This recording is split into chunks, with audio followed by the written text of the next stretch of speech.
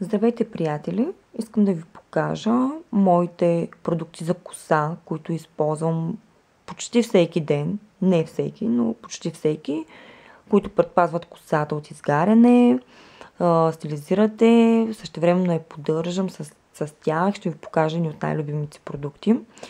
Така, започвам с тази. Това е нещо, което не ми е от любимите и разочарования за мене.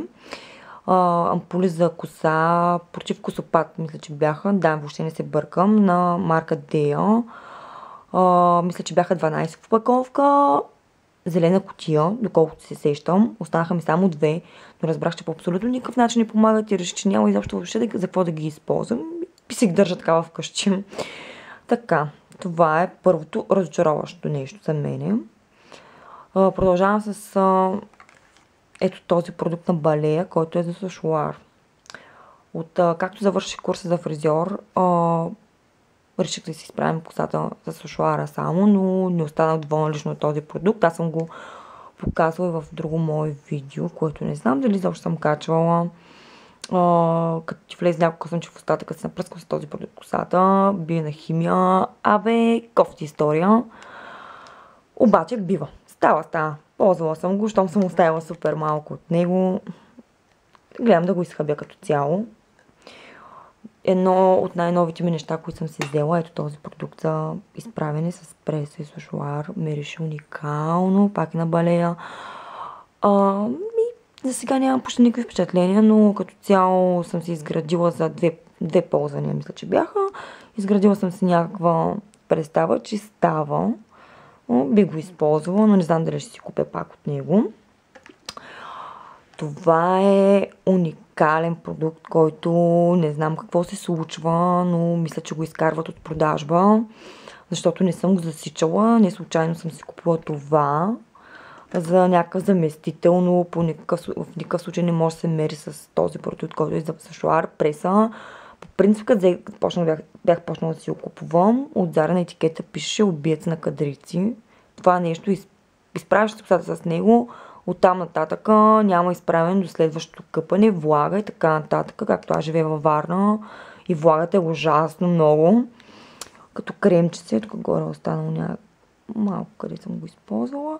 Мирише приятно, въобще не мирише лошо дори. Едно от нещата, които много рядко използвам, защото са доста на силиконова основа. Ето тези кристали с селено се, мисля, че бяха.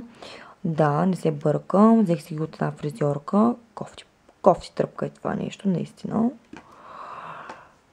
Най-хубавия продукт, който съм използвала. Вече го използвам сигурно откакто е излязъл, не знам, 2 години. Уникален продукт, наистина. Много съм доволна. Една такава опаковка ми стига за половин година.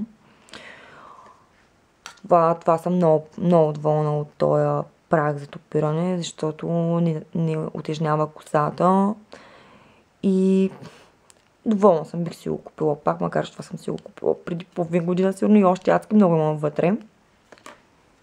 Сухия шампуан на Саяс. Няма да говоря за него, не си купувайте. Сухия шампуан на Балея.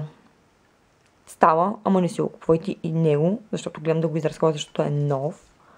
Обаче никога повече няма да повторя тази грешка. Лаковите за коса на Тафт, всички знаят, че са уникални. Саяс отново се изложиха и не стават. Като цяло това са продуктите. Исках набързо да ви кажа за просто какво използвам. Ако имате интерес, мога да ви кажа горе-долу ценички на нещата, които примерно не сте засичали някъде или пък не знаете къде се продават. Винаги може да ме питате. Аз с удоволствие ще ви отговоря. Независимо дали е само за тези продукти или нещо свързано с коса, както споменах, съм фризьор. И за мен няма никакъв проблем да помогна на който и да било, с каквото мога. Благодаря, че гледахте клипа и продължавате да гледате и следващите клипчета.